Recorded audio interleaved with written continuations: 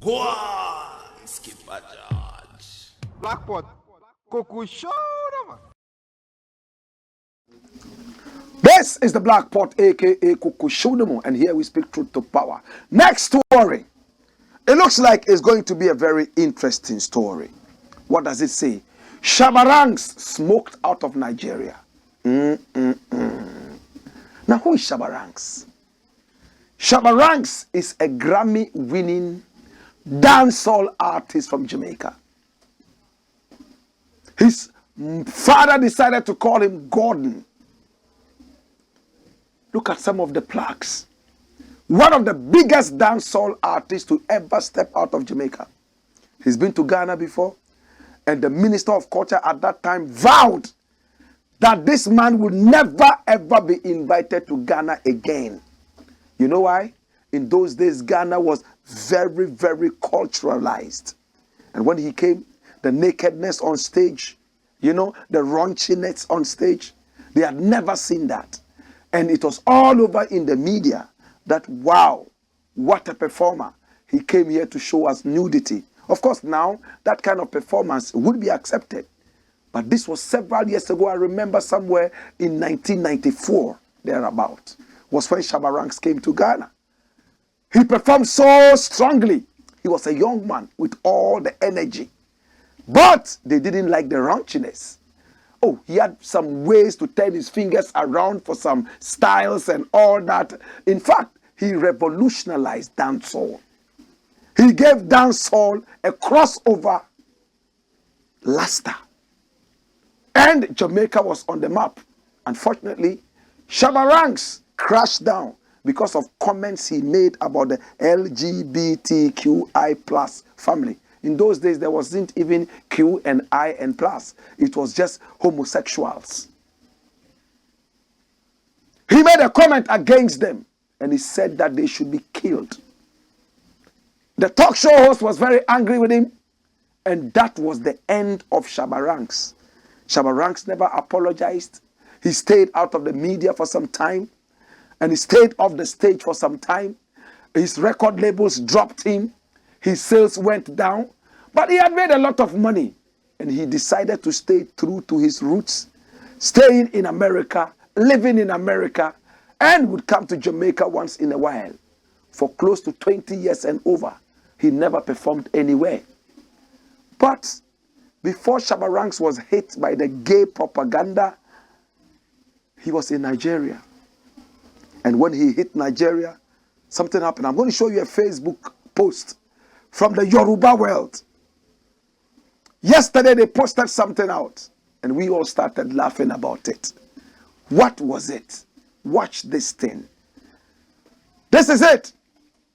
Now you will see Fela on top with his face painted, alongside the photo of Shabba and Shabba in his, usual pose, whilst you see the great Fela there smoking and singing at the same time.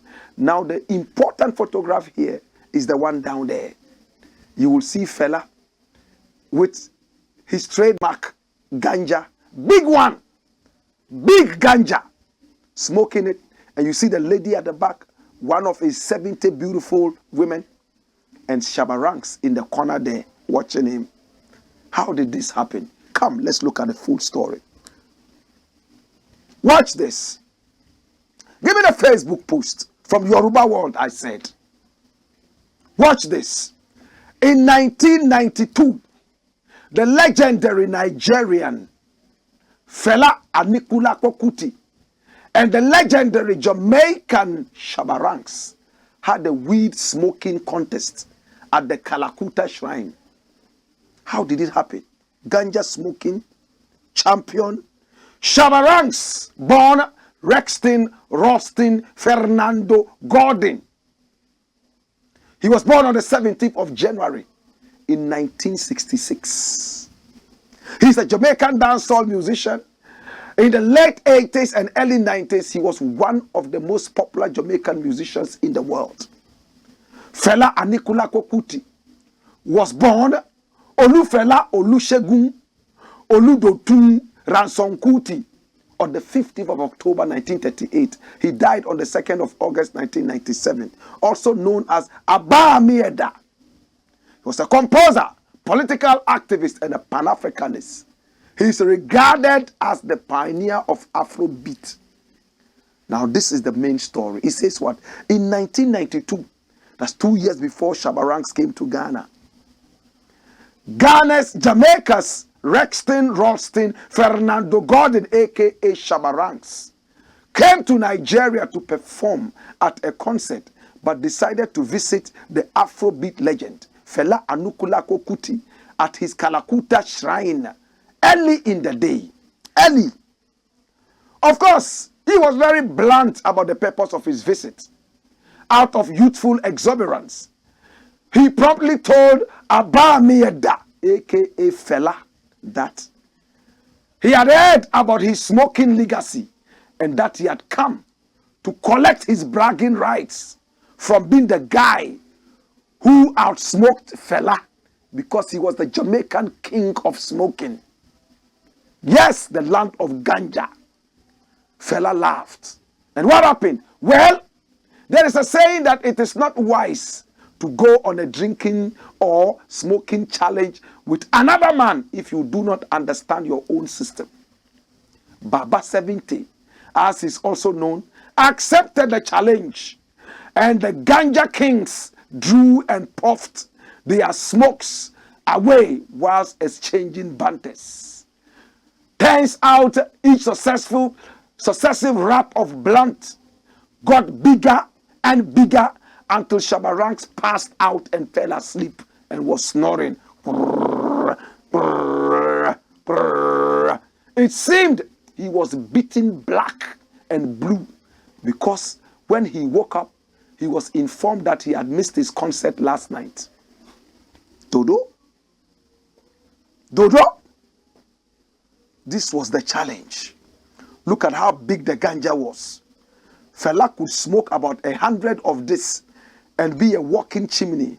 He would open his mouth and it would all be smoke. The Jamaican ganja smoker king. Fela turned into a joker smoker. After smoking about 7 of this, Shabba Ranks passed out. And the story continues. When he finally woke up, he realized he was in his hotel. They had carried him all the way to Sheraton Hotel where he was lodging and dropped him in the swimming pool because he was totally gone. He started misbehaving, jumping around, according to the story. After he was well soaked in the water, they carried him and took him to his hotel room where he fell asleep and missed the concert. Some other stories said, well, he didn't miss the concert. He actually went back to play. But after that, he returned to the shrine to shake hands with Fela. And then he asked Fela, I have smoked all types of ganja, from the Jamaican brown weed all the way to lamb's bread and everything, including the one from Westmoreland. I have never seen this kind of ganja. What kind of ganja is this? Fela laughed and went like, this is Gbana. This ganja, na Gbana. What is Gbana? Come here. This one, no be ganja, na Gbana. Gbana. Up till now, nobody's able to explain what Gbana is. If you want to be banned, go to the shrine. My brother, my sister, this is the Black Pot, aka Kukushonomo, where we speak truth to power. Listen, around this time in 1992, Shabba Ranks was totally blown away by Gbana. And when he woke up, it was too late for him. He went back to Jamaica, leaving the crown behind. He knew that the original ganja king was right here in Nigeria. But the interesting thing is that Fela died in 1997 thereabout. Who is the new ganja king? Gbana. When we return, we'll talk some more. Hey! Wayo!